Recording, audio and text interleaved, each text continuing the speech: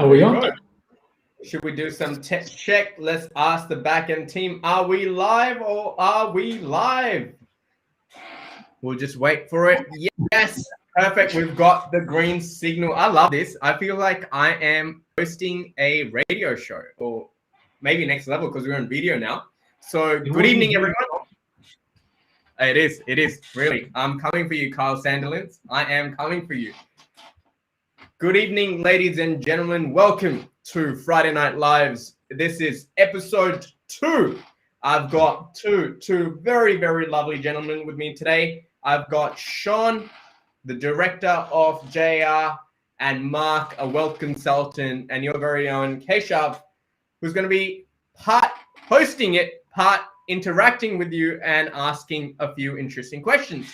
So today, guys, is an incredible video, a conversation that actually started up in digital office, in our Zoom meeting office, as we do them nowadays. In fact, guys, actually, I digress here a little bit. I heard that we are in lockdown in Sydney for another 4 weeks.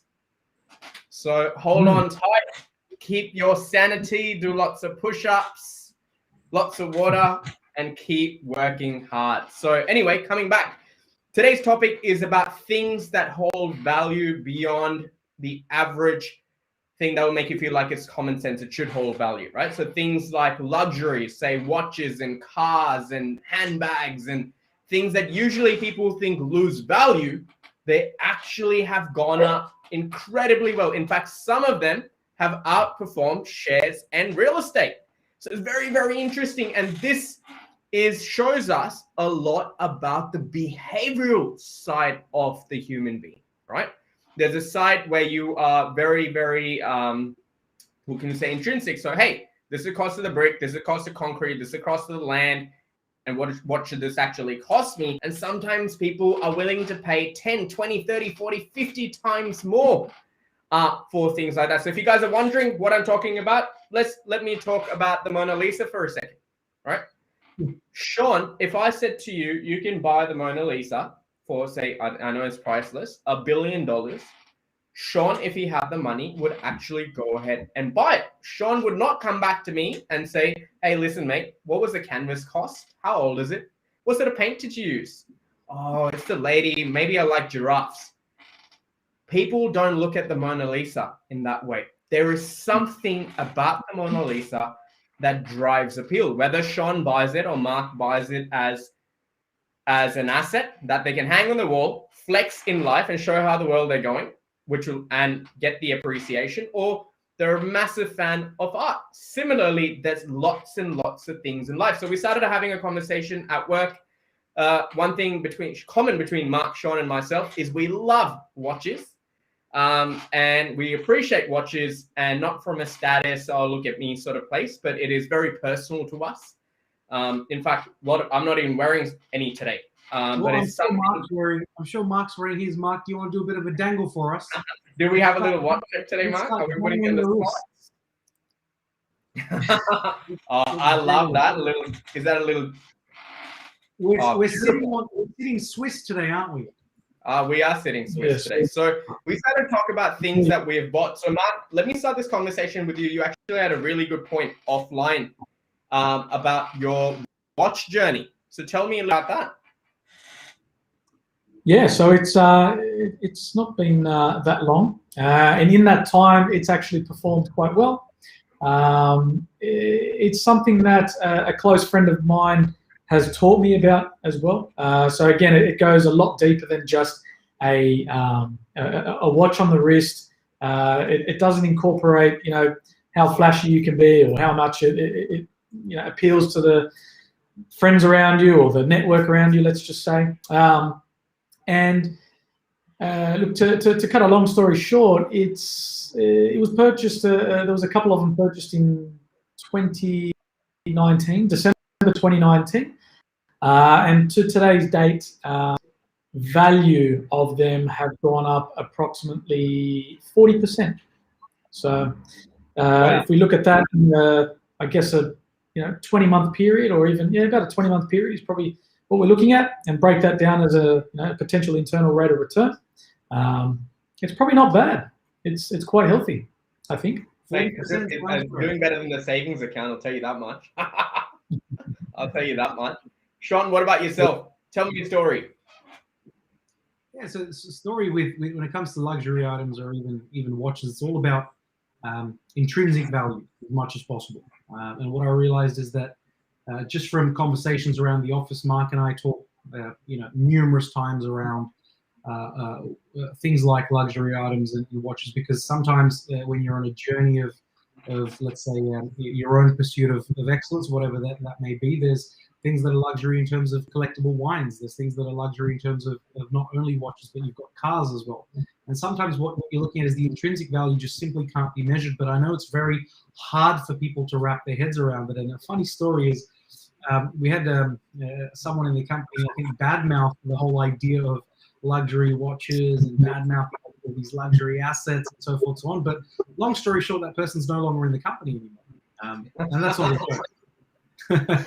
I'm not going to say the reason as to why they're not in the company anymore. Who knows? Maybe they had another job come up. Maybe it just, maybe they retired, whatever happened. But it was very interesting to see that, a lot of people won't necessarily see it the same way you do. So I do feel you have to be on a different level of appreciation to really appreciate beauty when it comes to things like watches, or whether it's something that's a limited edition, if that's something that tickles your fancy, 100%. I've actually got a really good case study for people who want to make a quick buck. So I'm just going to share my screen very quickly here, and I'm going to show you a comparison, right? So I'll get back to that article. Let me actually go. So this is the Australia Rolex website. This is called the Rolex GMT on the Oyster. You can either get the Oyster bracelet or the Jubilee bracelet. So this is the Jubilee bracelet. This was launched last year. It's a stainless steel watch. 40 millimeter, nothing fancy, no gold, no diamonds, no nothing. And Rolex sells it for about $13,600. Now you can go buy a stainless steel watch for as little as $450, and if it's decent automatic, maybe $1,000, right? And I want to show you something, right? I really want to show you something, and I want to have a discussion around this. Is today a used Rolex the same thing? In the used market, this website is Chrono24. For the watch nuts, you can go compare prices. Today, used sells for about $31,000. So technically, Mark would walk into Rolex today, purchase the watch for $13,000, and the same evening flip it for $31,000. Now, you guys sitting there might go, that is just stupid. Why wouldn't the guy just go and buy it from the authorized dealer? The reality is Rolex controls the supply. In fact, it's easier to get a full gold Rolex than it is to get a stainless steel. Now, what this really teaches me, what this really shows me, is that there's something going on that the Rolex brand has done. Okay, the Rolex brand has done that people are willing to go ahead. Like Mark has now purchased something because he likes it. It's gone up 40% in value. So I would narrow this down to behavioral economics. It's not about the watch. It's not about that it's stainless steel. It's about the person who's purchased this luxury item has bought it because for him or her, this means something. It might be a badge of honor. It might be, as Gen Z would call it, a flex. It might be something they're super passionate about. And the reason it's going up in value, and Sean, you did cover this on a previous video with the Bondi example you and I did, that people are willing to pay a premium to get access to this because they don't want to wait 3 or 4 or 5 years. Now, I can give you another example. This is NFT. So NFT is digital art. For people who don't understand that, there's an artist called Beeple who sold an NFT. This is literally digital art, okay? Any guy in Photoshop could have made this. This sold for $69 million. Wow. Now, you might sit there and go, oh, he's an idiot. I could have just printed the same thing. My 3-year-old could have made it. The person who made this purchase will always be the original owner. And the person who spent $69 million to make this purchase has obviously had some achievements in life that they could spend that on a Photoshop piece of art. There is a reason behind this, right? There is a reason behind this. Things like this have stayed in history, like Michael Jackson's original jacket. right? Let me give you another example. I'll give you a really, really good example. As of today, Lamborghini has launched in 2021. They have just launched the Lamborghini Countach 2021. So this car was built in the 1960s or so on and so forth. There's a whole story behind Lamborghini. And the original Countach, they made only 121 examples of that. And they have recreated a modern day version of that. And they've created only 121 of these. And guess what? Each car is $3 to $4 million USD. They're already pre-sold, unseen. And the person, the day they deliver it, everyone has to sign. Everyone has to sign that they can't flip it, because every millionaire and billionaire who's gotten access to this deal knows my vehicle. This is priceless stuff. So when you're buying things, right, there's two ways to look at it. It's you can spend silly money on stuff from a status perspective. And so I'm not talking about that. What I'm talking about is us with human behavior, how we attach value to certain things. And we've seen that in multiple industries. Now, I can give you an example of another company called Patek Philippe. Someone who's a watch nut. Rolex is quite common, so I started with that example. Pateks are really, really the Rolls Royce. If I would say Rolex is Mercedes and Patek is Rolls Royce, if you will. A $35,000 stainless steel Patek on the secondhand market sold for $490,000. So you could literally, if you could source that watch at Patek, you could walk away. Mate, that's better returns than any real estate or Bitcoin. All you have to do is hunt that watch down, buy it on your credit card, and flip it the same night, right? And you can make 300, 400, 500. You can make $250,000. Yeah. Why is this happening, guys? And Mark, what do you think? What do you think, according to you, why we as people have these attachments? Where does it come from? And why do people consistently add value to things that is important to them? What do you think the influences are? Look, I think it really boils down to, I guess, how anything is perceived in your eyes. So, you know, if I use myself as an example, I set myself a goal.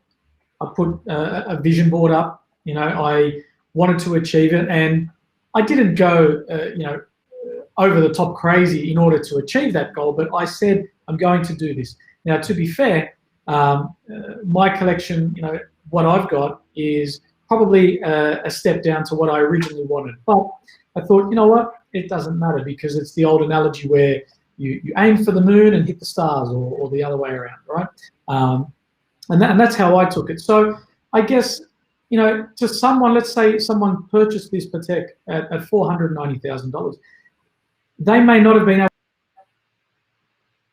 to get their hands on Jacobs & Co, for example. And I do believe Jay-Z was sporting wasn't Jacobs & Co, I think it was a Richard Mille, that's right. $2.5 million or there, whatever it was, that blue sapphire watch. Now, they could have been aiming for that and said, well, I'm going to go for the next best thing, but it's still a good investment at the end of the day, because again, it's not top of the top, but it's somewhere there. And why I mention all of this is to say it all comes down to what people's wants and desires are. We know what the retail value is, because if we do weigh up the actual cost to produce these items, to source the metals, whatever it may be that the item is made out of, it's about whatever that person is willing to pay in order to have a feeling. I think that's really all it boils down to, is having that feeling inside, feeling of achievement, feeling of their own self-worth, to say, hey,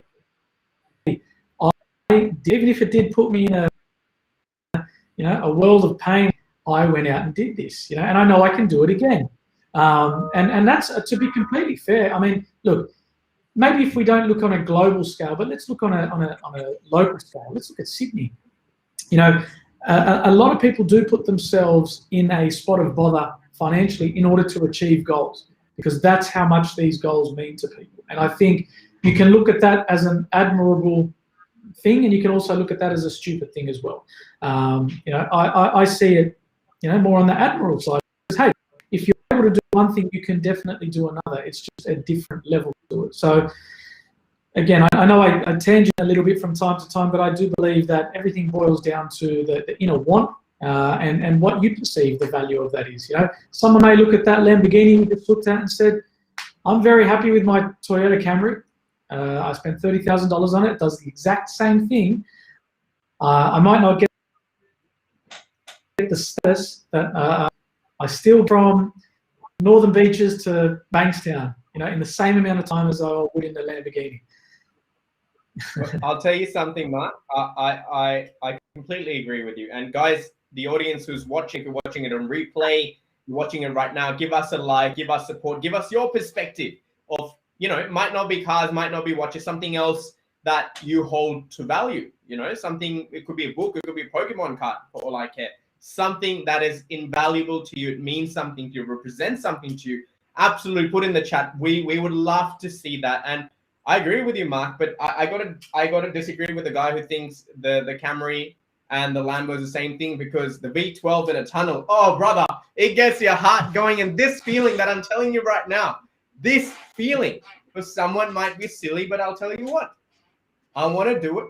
I'm going to die trying doing it, and I'm going to do it because it means something to me, right?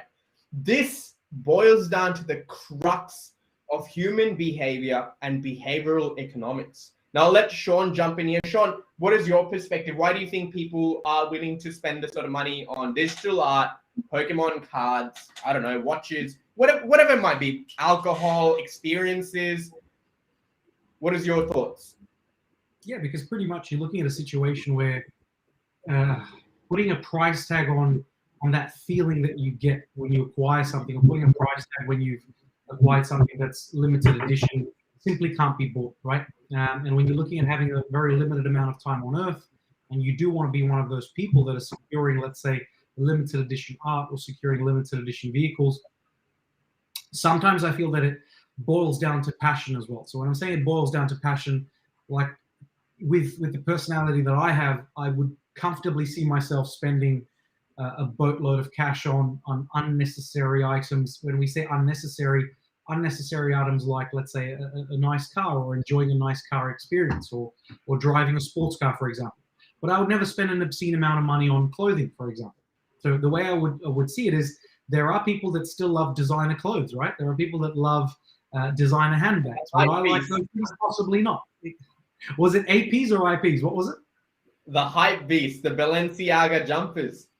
Balenciagas, exactly. And don't get me wrong, like, I've made a few jokes in the house about deciding that because everything's locked down, I might go and buy myself a Gucci tracksuit to do all these zooms in, and I just get hit with all the... I pay to watch that. Oh my God. But Sean, I'm with you there. I'm one of those people, I always tell my wife, I'll wear a $5 cotton on, I don't even know what a cotton on t-shirt, or $5-10 cotton on t-shirt, but I got to rock the AP, brother. It just means something to me, right? Exactly. Coming back to this, let me show you a few more examples, and then I've got a very interesting piece about behavioral economics, because I think what the rich have done consistently well, whether it's with real estate, whether it's with shares, they have found a way to hack human behavior and make us attach a certain feeling, a certain sentiment with a thing, that where we go and we're willing to pay that sort of stuff. So somehow a Seiko or a G-Shock might be showing you the same time, but doesn't feel like a pate on someone who really loves it. And the rich have just gotten richer hacking behavioral economics. So Facebook's or Instagrams of the world have realized we as humans have a certain behavior and we're willing to pay a premium to do certain things. And tourism and places, the face of Greece changed when it came up on Instagram, because Mark's missus or Mark himself would have gone, damn, this is a nice place to holiday, or Maldives, for example, or some regional place we've never even heard of. Because when you look at that image does something to you. You want to go and experience it. You want to go and buy it, and it means something to you. Let's quickly, I want to share my screen because I've got a few really interesting things before we wrap this up, because these things just really blew my mind, and it gives people perspective of how we work as human beings. So this is a Paul Newman, or that era Daytona. So they used to sell for about $215 USD. And this same watch, a race car driver in America, the Paul Newman Daytona, the Panda Daytona, for the people who don't know or people who know, sold for $17.5 million at an auction, right? Now, when you go and look, that was the exact one with the white dial. So not that one, but it was the reverse color of that dial. Now, when we're speaking about Jay-Z, got a little Kim there, but when we speak about Jay-Z, Rolls-Royce actually handmade only, I think there are 4 or 5 cars. It was called a Boat Tail, and $28 million was each car. And they handpicked their customers who paid in advance. And I think Jay-Z and Beyonce are one of these owners. The richest people were denied. I think a sheikh from the Middle East or something and so on. These vehicles, Jay-Z didn't go and say, hey, I can buy a Rolls-Royce for $700,000. Why should I buy a $28 million Rolls-Royce? Rolls-Royce fit out, if we can create a vehicle that is unique to an individual, tailor it to them, and make only 4 or 5 in the world, we can get $28 million per car. Plus, Jay-Z is not an idiot. He goes, I've only got one of these. No one else does. Mine is unique to even the other guy who bought the similar car. And they're going to go up in value, right? So all these rich people have somehow hacked a way to understanding. In fact, let me show you. I don't know if they're art fans here or car fans here. You can see some really, really nice cars that have sold at exorbitant value. So a McLaren F1, an iconic supercar. They used to sell for about 100, 150, 200,000 USD in 1995. And today they sell for well over $20 million. Okay, so I don't know any real estate that went from 1995 $1 million and that sell for $20 million today. You can look at some of these Ferraris, you can look at, and that's what I'm saying. So when you're indulging in these things, when you're understanding these things, if you just go and buy stuff to flex, you're not going to really get a result. Are you really buying something which is an item, or are you buying an experience that is going to be important to people for generations to come? A Ferrari is not a car. A Ferrari is it's a sensation. It's a feeling that you feel, right? So these are some really, really important things that are happening around the world that we need to understand. Now, Sotheby's, if you guys are familiar with art, Basquiat used to be a homeless African-American gentleman who died quite early. He used to do street art. And after his demise, Basquiat's painting started to sell for $50 to $100 million. This one, in fact, was an example of $24 million sale. And when you look at that painting, some person watching this call might be like, dude, my 3-year-old could have drawn that. But that's not the point. The point is not how much was the canvas, how much was the paint, was it sketched, was it identical? Our ideology behind value has to change. And we got to understand the game that the top 1% understand. Look at this. A box of Pokemon cards sold for more than $400,000. Right? This is stuff that you can't explain.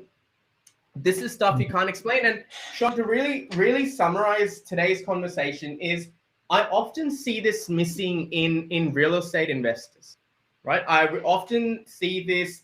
You and I, all 3 of us, we work in the game of real estate. We invest in the game of real estate. And as much as I'd love to continue to talk about this, but I think there's a very important point to be made here. I often see people go, oh, I think a 5-bedroom house with a 3-car garage or a 2-car garage with 3 bathrooms on an 880 block is valuable.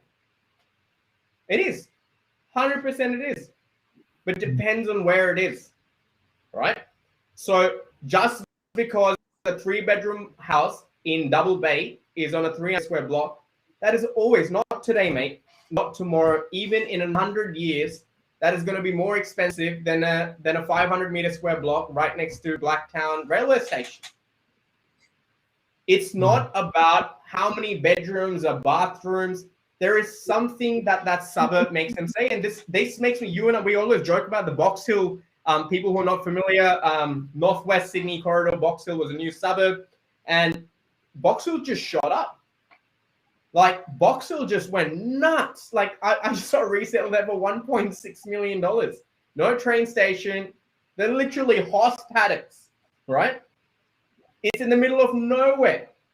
And from theory, if train stations and hospitals and that sort of infrastructure made things go up value, then properties close to Blacktown Station should have been more expensive than Box Hill. I don't even think, and correct me if I'm wrong, anyone who lives in Box Hill, I don't even think you guys got a Coles or a Woolies as yet. You still got to drive to North Kellyville or Rouse Hill, right? So I call this a Rolex phenomenon. There is stuff that we as individuals have to look beyond. You want to make money in the marketplace, you got to buy things, whether it's watches is your thing, Pokemon cards, real estate, shares. They're things that one cannot explain. They're things that don't show up in the balance sheet. They're things that don't show up in your cash flow statements. They're things that might not be a tax deduction, but those things touch and make a certain person feel a certain way. So maybe the Box Hill explanation could be people who are willing to be in the Hillshire Council, away from any convenient thing. There was a little bit of FOMO in the market and chose to buy there instead of being in, I don't know, St. Mary's, for example, right? Where there is a train station. So that says a lot. That says a lot. Like, Sean, today, Mark, you and I have seen sales of people buying 2-bedroom apartments in Potts Point, or buying 2-bedroom apartments in Bellevue Hill or Dover Heights for $3 and $4 million. And those same people might be spending $3-4 million in Bella Vista. It's not. It comes down to preferences. It comes down to where people are willing to spend money, and do you have the understanding to understand this underlying pulse beyond the balance sheet to find these growth factors, that extra mile factor. What do you guys think?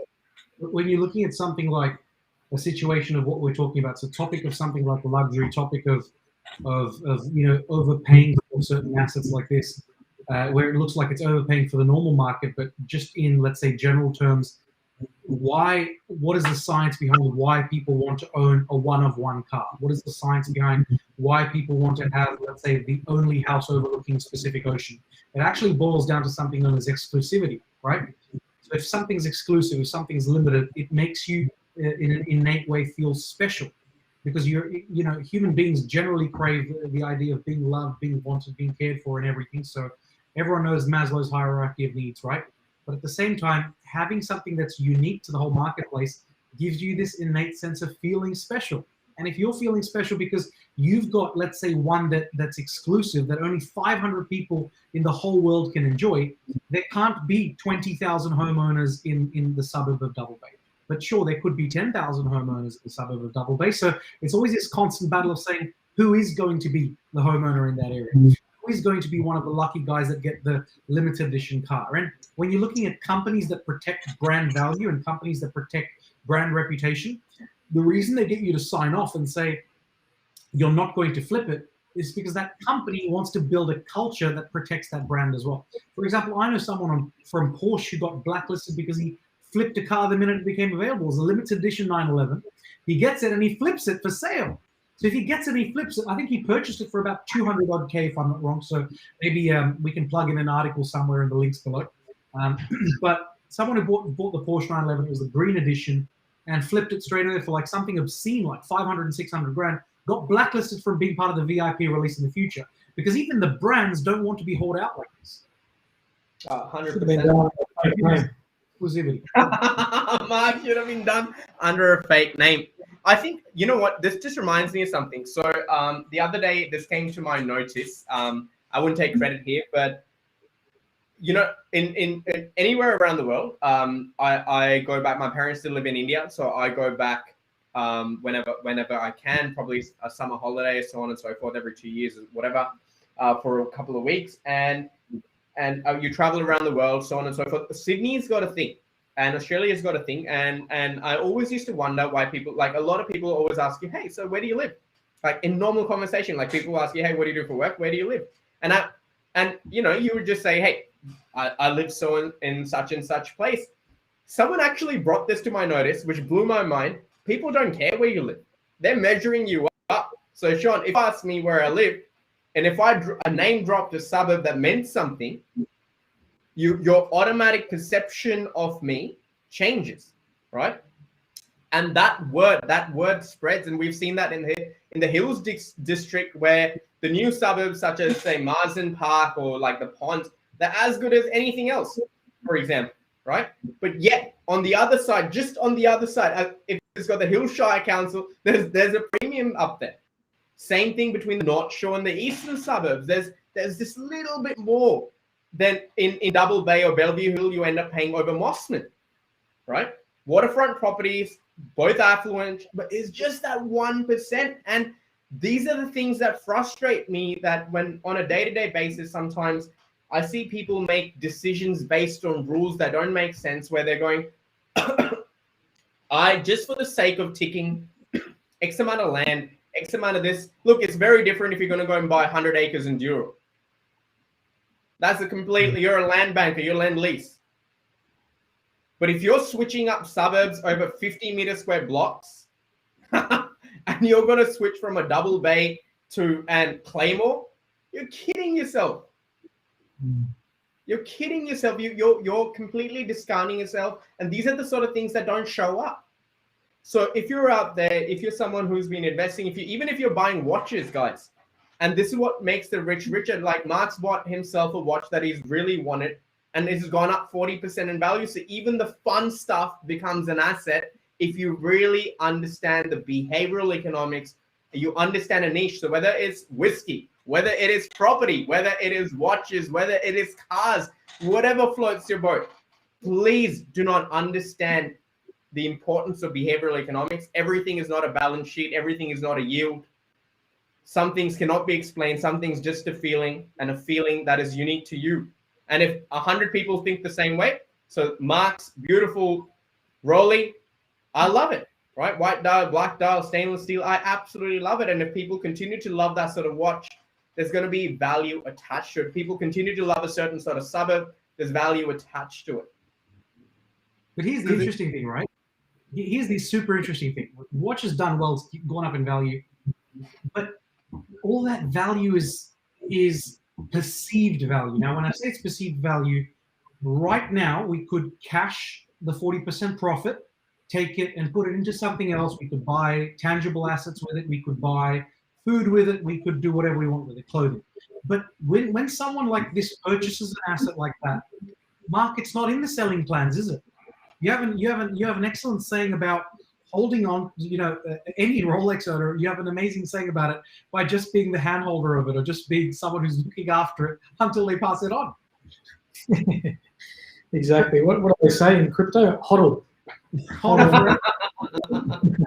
because even a watch like this, it's done so well, but it doesn't mean we're going to be cashing it in and taking the profits and doing something. So that value is going to keep going up over time. Let's say it slowly becomes a collectible and now it passes on to your next generation. If that person sees the value in the watch, then maybe they wouldn't sell it off either. So then does the value chain just keep growing because it's become a generational asset now? Same thing with generational properties that have been stuck in Double Bay, been stuck in Vaucluse for let's say 80 to 100 years. So for things like this, because the value is rising. But one thing I love about investment real estate, though, is while that value is rising, you can take that equity and still use it without disposing the asset. One thing on a watch we haven't been able to do is remortgage it just yet. But if someone has an idea of remortgaging you need a little equity release or another AP, some leverage on a Patek. 100%. I agree with you. And Mark actually offline, before we went live, said something really, really nice. He said, Kesh, I'll tell you something. I have a long-term view when it comes to things I like. So be it my investments, be it my be it a business, be it my watches, be it things that I appreciate and I'm fond of. My view on those things is to have them long term. I'm not here just to be a speculator. I'm not here to quick click and flip, but I'm here to hold these things, enjoy those things as I earn them, and for the fruits of appreciating. Who wouldn't want to go buy a handbag that's gone up in value? Who wouldn't want to hang a painting that I bought for $50,000 worth, I don't know, $27 million? Who wouldn't want to buy a car for 300 grand, which is worth $20 million today? Who wouldn't want to buy a watch for $252 that sold for about $17 million or something? So even when it comes to real estate, you guys, we got to look beyond just, are yields important? Are cash flow analysis important? Is microeconomic factors important? Absolutely. But like Sean has said, there's stuff out there that are not going to show up on the balance sheet, and you just got to have the common sense, the intelligence to read between the lines, understand what that suburb, what that property, what that watch, what that piece of art means to society, for people. And if there are enough like-minded people there, like you gave me the Vaucluse example, the last 100 years of holding that wealth, there's no reason why you can't own things that you love, that you cherish, you enjoy, and make money. Like no one's complaining. No one's complaining. 100%. On that note, boys, I reckon it's time for us to wrap up our Friday Night Live, unless we've got another 2 or 3 points you guys wanted to add to that.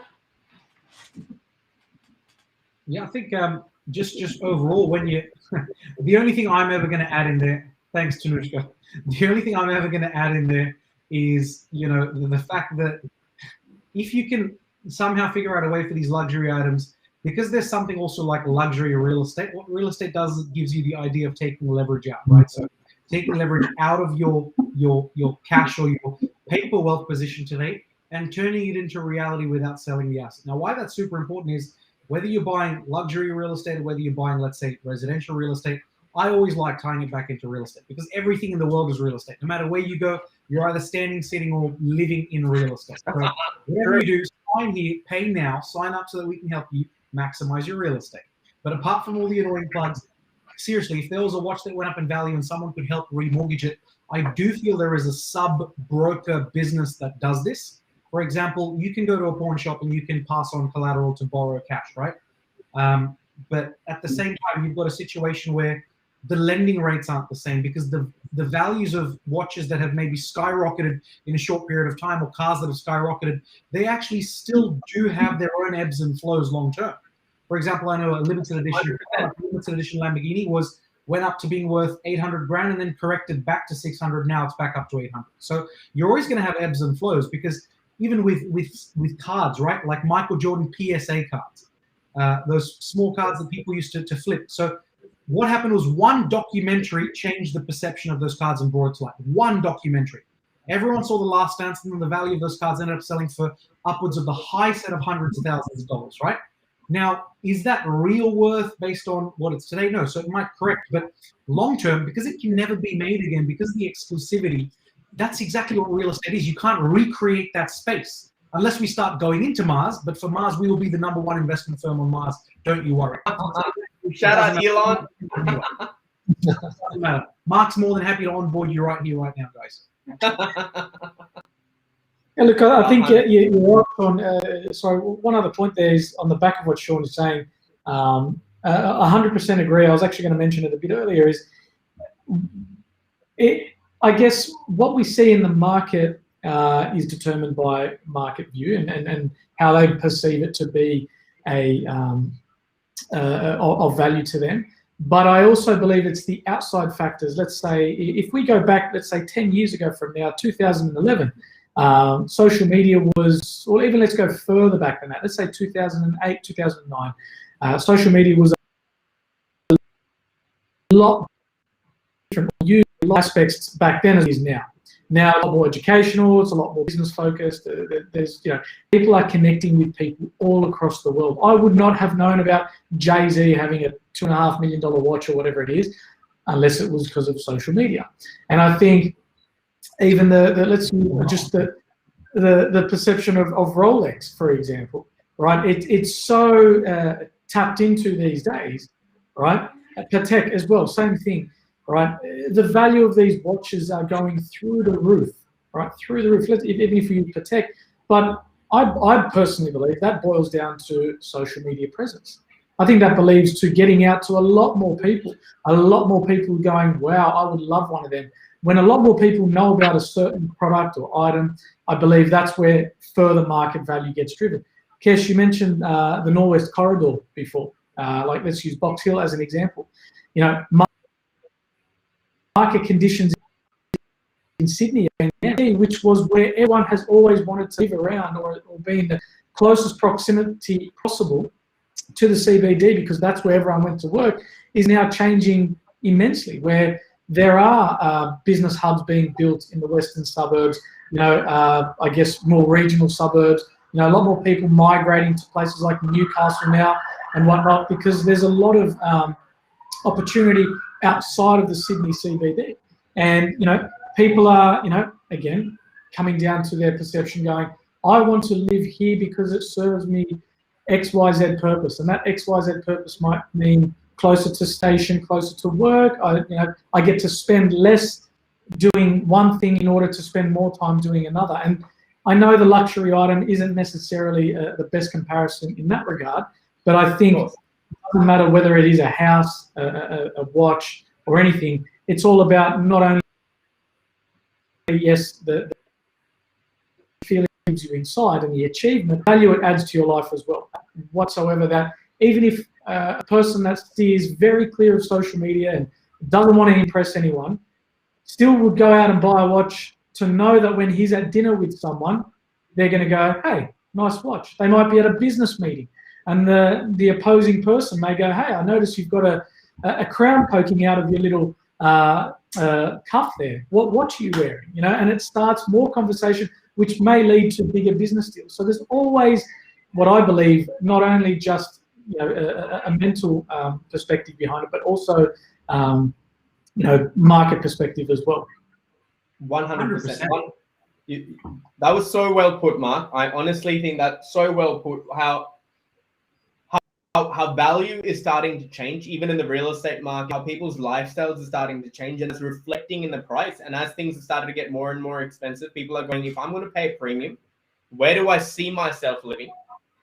In fact, I have a very old joke where sometimes people go, oh, I don't understand why the suburbs are so expensive. They don't have a train station. I said, maybe rich people drive a car to work. And they don't take the train. But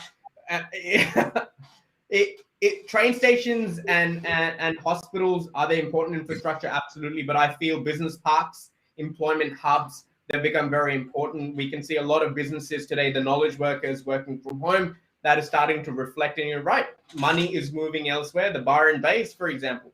No one cared about Byron Bay 20 years ago, and today they're like houses selling for $7, $8, $10, $20 million, and all it takes is one Chris Hemsworth and a Zac Efron, I don't know, meeting his girlfriend at a cafe, and that influence, they call, mate, that's some Bitcoin shit right there.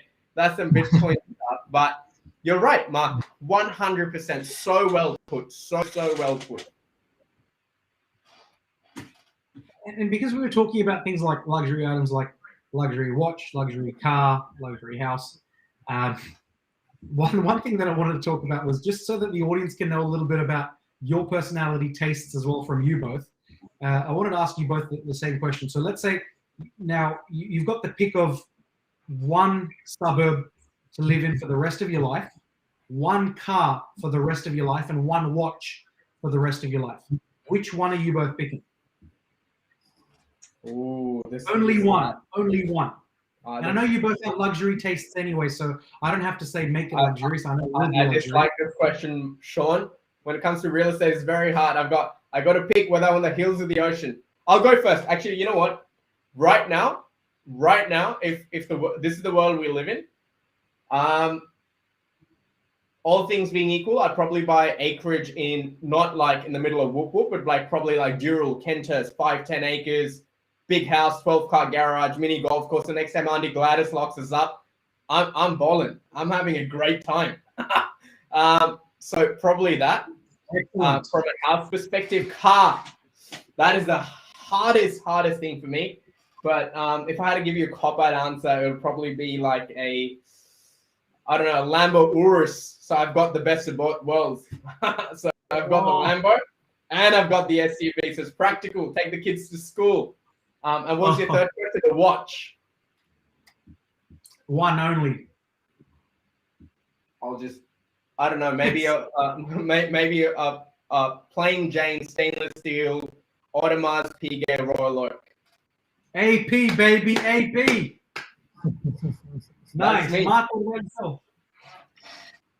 Look, I think mine's very specific. 30 Marine Parade Maroubra. And if wow! The owners listening right now, sign here so we can do your. If the owners are listening, understand I'm coming for your house. 30 Marine Parade, that's where I'm going.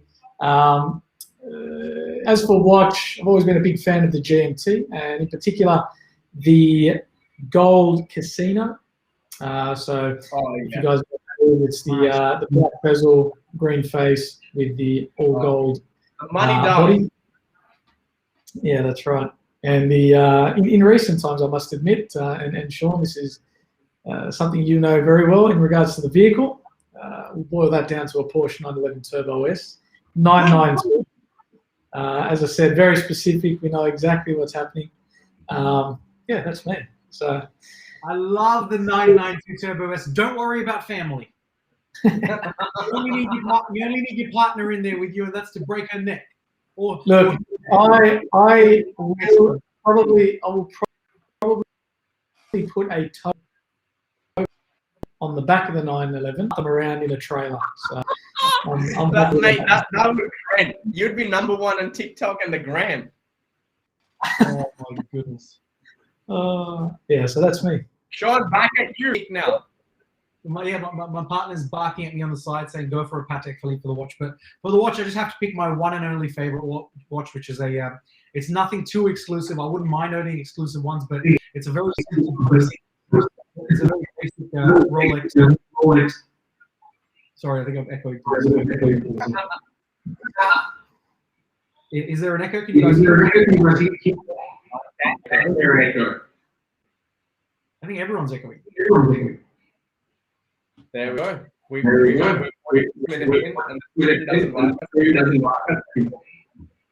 Okay, either way, we're almost done. Which is the and for the one and only location of living.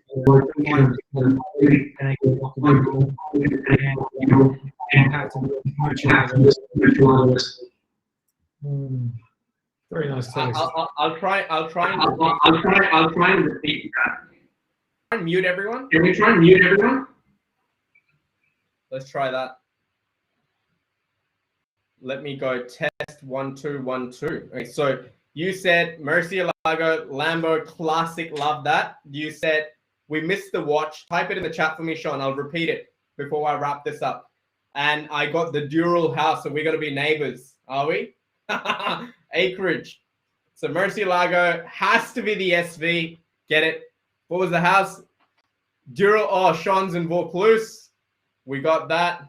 Absolutely. And the white home. Perfect. And what was the watch? Put in the chat for me, guys. Put in the chat for me. The Rolex Hulk. Oh, Sean, you know what? I have a story. I won't go into it now because it's a long time. I actually used to own Hulk that I got below market, and I flipped and I bought a Cosmograph Daytona on a rubber strap, the flex strap. So I've got a story for that maybe on next time. But ladies and gentlemen, I think we would have gone on for hours and hours. It was a different twist, a different spin on this. And thank you, Mark. Thank you, Sean. You guys were amazing. I loved your stories. Mark, congratulations on the 40% up. People are loving it. People are absolutely loving it. Thank you, everyone, for watching. We really, really appreciate it. Friday Night Lives only at JRPP. Let us know in the comments what you guys thought. If you want a certain topic to be discussed, put it in the chat for us. Could be property, could be something else. We'd love to hear from you. And if you've enjoyed this, if it's been valuable, you've had a good laugh, give us a like, a thumbs up, a comment, a share. Let your friends know. Thank you very much. Good night. Let's wave and smile, boys. Thank you.